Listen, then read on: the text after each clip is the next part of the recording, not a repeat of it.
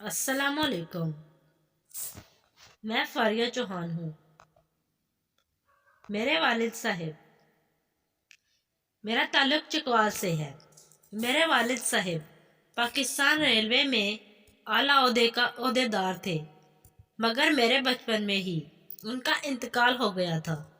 میرے والد صاحب کو ملنے والے تمام پیسے میرے چاچو نے میری ماں سے لے لیے تھے اور پھر ہمیں یہ کہتے گھر سے نکال دیا تھا۔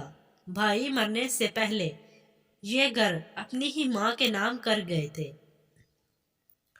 میری ماں مجھے لے کر ماموں کی دہلیز پر آ گئی، مگر جلد ہی ممالک کی لڑائی جھگڑے سے تنگ آ کر انہوں نے بھی ہمیں رکھنے سے انکار کر دیا۔ میرے والدین کے پاس مجھ سے بڑی اولاد ہے جو کہ ٹرانسجینڈر تھی۔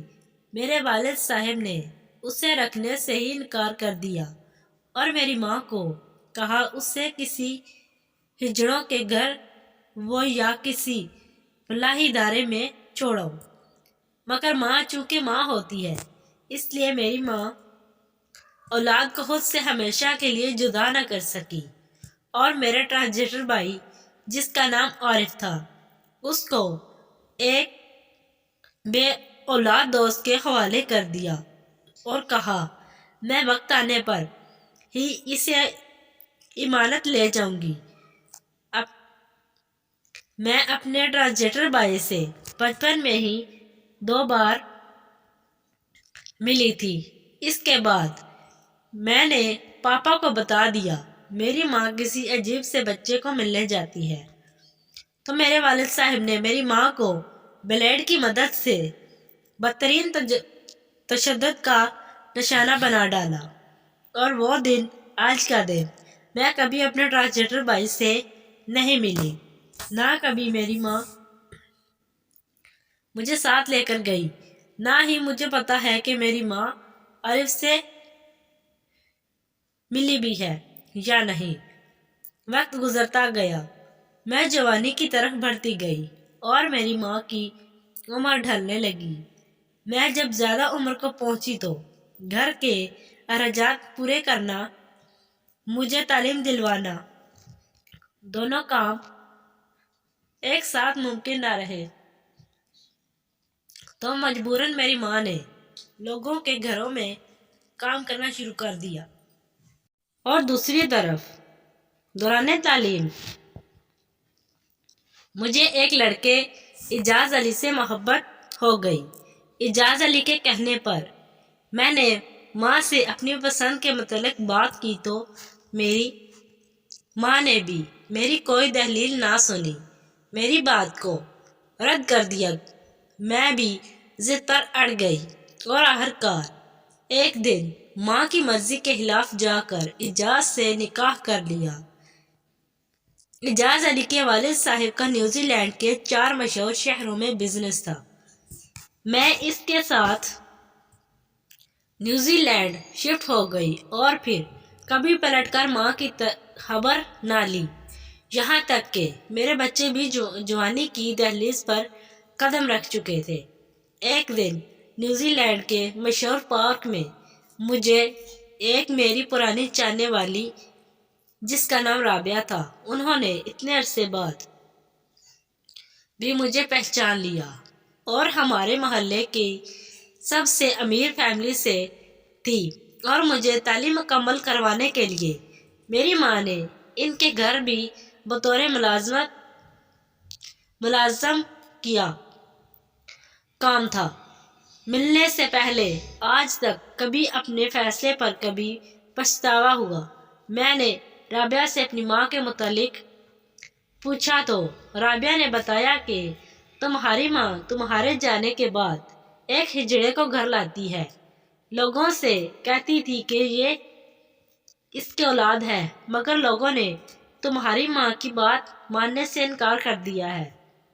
تمہاری ماں نے میری ماں کو تمہارے بھائی اور تمہارے بات سے کی گئی شکایت کے متعلق بتایا، پھر یہ بھی بتایا کہ کتنا عرصہ اپنی سگی اولاد کو ملنے کے لیے تڑپتی تھی۔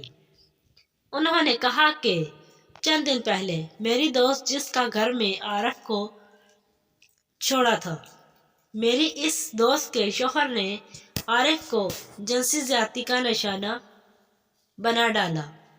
تمہاری ماں کی کہانی سن کر ہم سب لوگ رو رہے تھے، مگر ہم کچھ نہیں کر سکتے تھے۔ تمہاری ماں وہ محلہ چھوڑ کر اپنے ٹرانسجنڈر بیٹے کے ساتھ چلی گئی۔ میرے والد صاحب نے تمہارے بھائی کو فروٹ والی ریڑھی لگا دی، مگر ملازم معاشرے تمہارے بھائی کا جینا دوبر کر دیا۔ میں نے مزید بتایا کہ تمہارے اس غلط قدم کی اذیت تمہاری ماں کو دل کی مریضہ بنا دیا۔ ان کا علاج کروانے کے لیے عارف فروٹ بیچ کر پیسہ پورا نہیں کر سکتا تھا، لہٰذا اس نے شادی بیاہ کے فنکشن پر ناچنا شروع کر دیا۔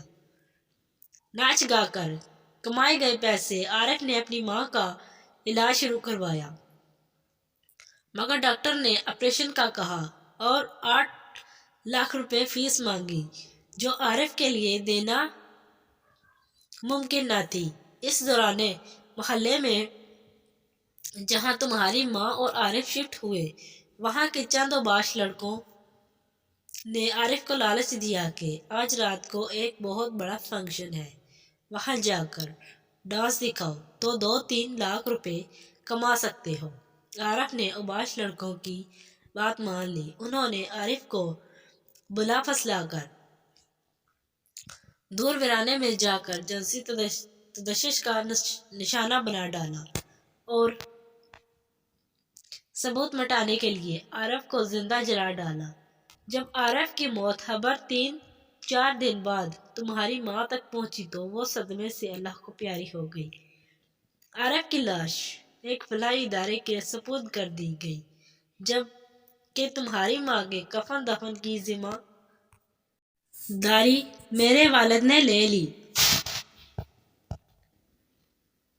تمہارے ماموں کی فیملی سے اطلاع کے باوجود بھی کوئی آخری رسومات میں شرکت کے لیے نہیں آیا۔ رابعہ کی بات سن کر میں رونے لگی۔ میں نے سہارے کے لیے رابعہ کے کندھے پر سر رکھنا چاہا، لیکن اس نے مجھے ایسے ہی چھوڑ کر چلی گئی۔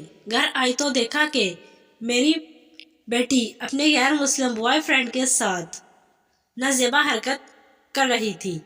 میں نے اپنی بیٹی پر ہاتھ اٹھا دیا۔ میری بیٹی نے پولیس بلائی، مجھے گرفتار کرا لیا۔ وہیں میری بیٹی نے مجھے ماں ماننے سے انکار کر دیا۔ یہ تھی مکافات عمل کی کہانی۔ دوستو، کہانی پسند آئے تو لائک ضرور کر دینا اور ہو سکے تو چینل کو بھی سبسکرائب کر دینا۔ آپ کے قیمتی وقت کا بہت بہت شکریہ۔ جلد ملتے ہیں ایک نئی کہانی کے ساتھ۔ اللہ حافظ۔